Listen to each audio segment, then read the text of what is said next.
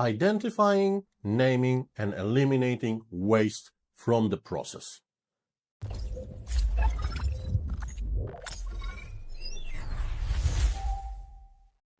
Now, let's get to my favorite part in Lean, to waste, or from Japanese, Muda.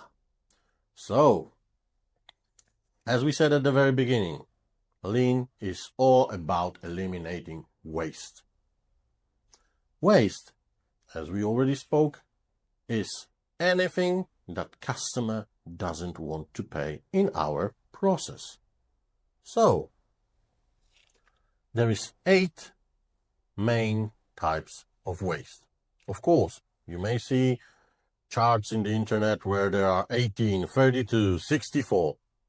That's all true. You can multiply waste in any branches of, I don't know, heavy duty machinery making or cupcake baking. There might be some specific ones. But there's 8 main types of waste that are present in every process. So let's start from one of my favorite, and that is overproduction. So making more than it is needed, or making too many product too early. Even big companies do it. Have you ever heard about the company that was producing some parts in advance only to be stuck with warehouses full of parts that nobody wants to buy because apparently, Elon Musk came and said, oh, Donald Trump is great and everything, and nobody wants to buy Tesla anymore. And you were producing some batteries to Tesla, and now you have a whole warehouse of batteries that you cannot sell. Never overproduce, because you may end up really in a bad place. Now, the second one, waiting, idle time between process steps. Remember the story about batching? Or just imagine you have a bad toothache, you wake up and half of your face is swollen and you go to the dentist. It's 9:15, you arrive at the clinic. 9:15 to 9:20, you wait in line to register. 9:20 to 9:45, wait in the reception area until you can go into the dentist's office. 9:45, get actually an anesthetic shot. 9:55, you can finally go because the anesthetic got the effect and you can actually go in. 9:55 to 10:05, the dentist actually fixes your tooth and you're all set to go. So you spend 45 minutes waiting without any value added just to get your tooth fixed with 10 minutes, right? So waiting, while painful, didn't directly got your issue, but you still were waiting. Terrible, right? Now think about how much time are you spending waiting, I don't know, on the airport just to get on board your plane to get to your holidays, right? Just think of it. How much time is being wasted on waiting? And don't even get me started in companies where people can spend half a day just waiting to get that one email. Remember the story about Mike? Exactly. If you like what you watched so far, please leave a like, subscribe to the channel, and write us a comment. Ask us anything you like there, request new content, or just simply tell us what you think. So, after waiting, unnecessary transportation, movement of materials or information that adds no value to the process. So, let me tell you a story of one of the laboratories I was working in.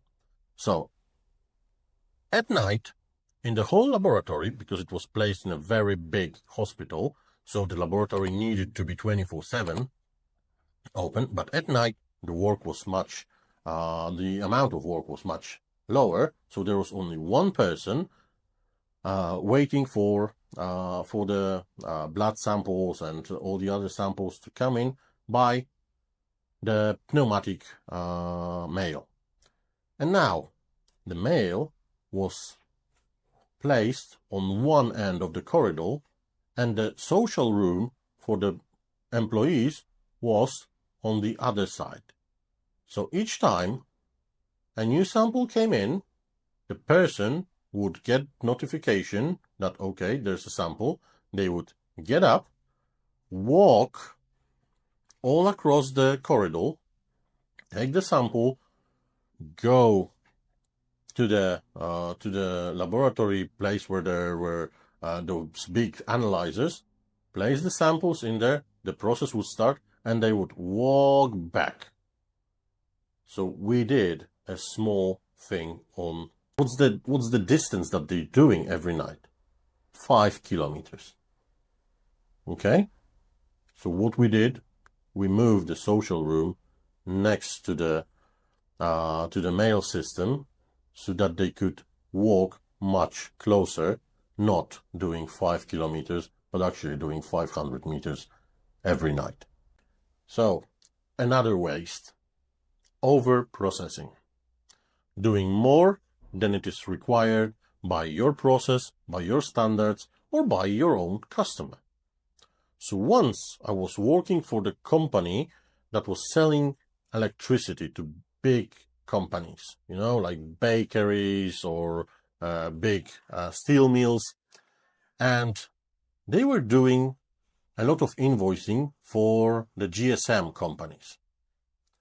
And there was a team of 10 people who were doing those invoicing, and after they did the invoice, they would save it as PDF, and then they would open up that PDF just to check what's going on. Is everything fine? Is everything saved properly?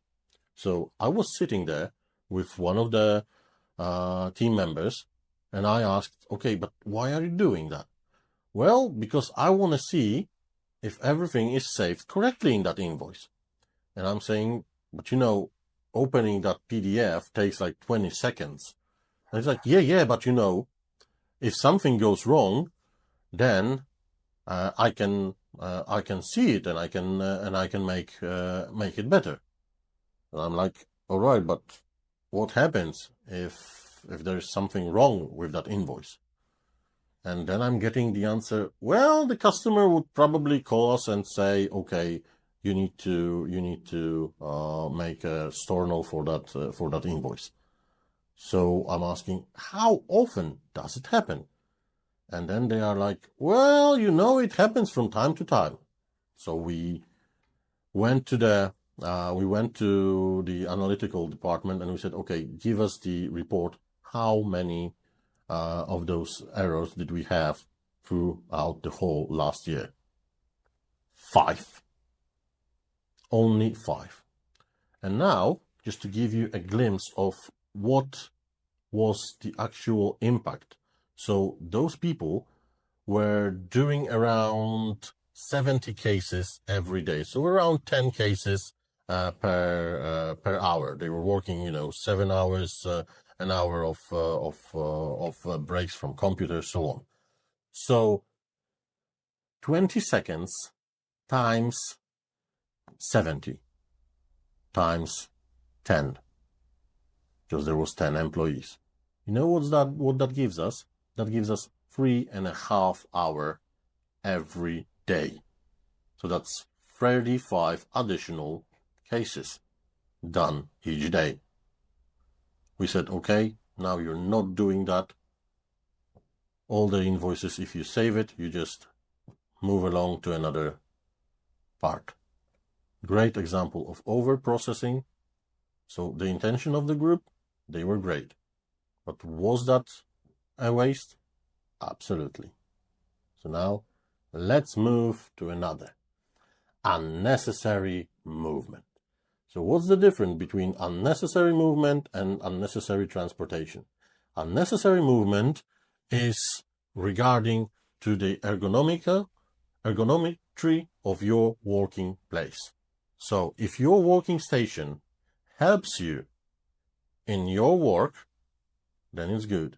But if you have to move from one side to another side, I don't know, grab something here, grab something there, move 2 desks back to to help yourself. Or maybe, I don't know, you're packaging something and you're all the time in the movement, then that's a waste, because you are using your time that could be spent on simply working, on moving from place to place, finding something, getting the materials.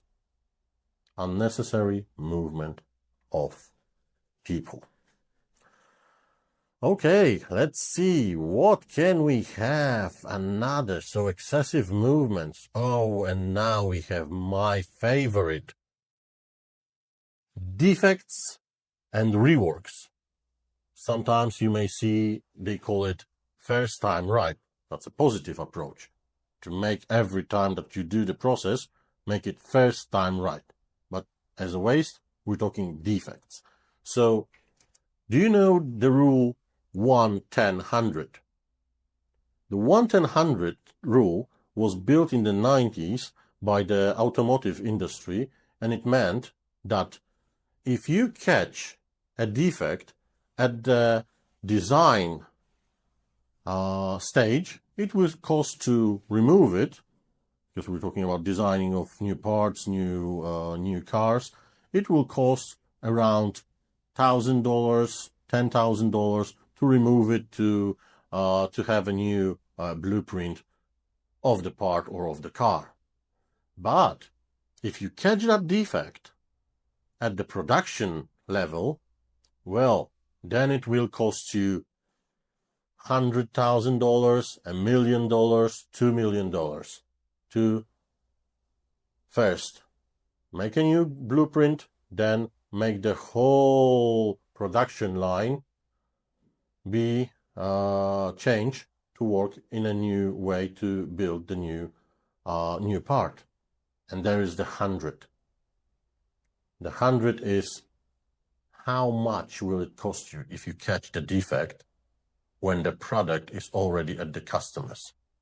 And then it will cost you hundreds of millions up to billion to recall all the cars, not to mention the damage of